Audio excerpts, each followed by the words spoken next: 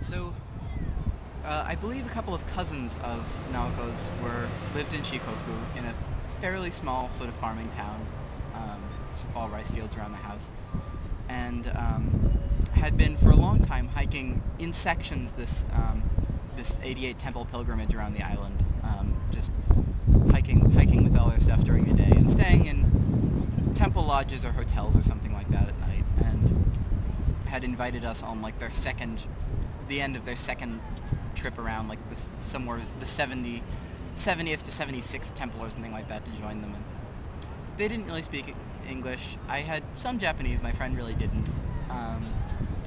And we showed up there with our bags and sort of said hi and then walked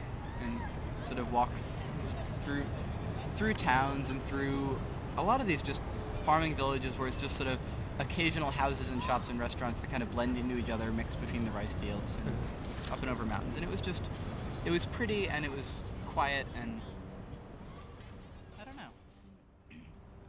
I don't know what the temples were like. The people we were traveling with were explicitly not doing it for religious reasons. They liked hiking. They didn't really consider themselves Buddhists. And but would just, for the hell of it, in a way I saw a lot in Japan, go in and sort of clap twice, throw in a coin, just do something that seemed appropriate to the place, and would always do it almost stealthily. Like, we'd walk up to the temple, we'd almost not necessarily see it coming. They were, by and large, not particularly large. And they would just sort of be like, hold on, watch our stuff, dart in, 30 seconds, 45 seconds later, dart back out. So I kind of expected to take a lot of pictures of temples. Most of my pictures are of little, like, garage shed-like waiting rooms outside of them. Probably my favorite picture is just of a rusty bench with a soda ad on it in a shed with like a vending machine next to this famous ancient temple. That's cool. Was there any particular leg of the hike? We were in Japan in Fukui. There wasn't anything particularly noteworthy about where we were going. It's just there were some more relatives, and it was another part of Japan we hadn't seen, and everyone thought it would be a good idea if we dropped by and said hi. And they were living in an old apartment and said, oh, in Japanese to me, why don't you stay in the temple?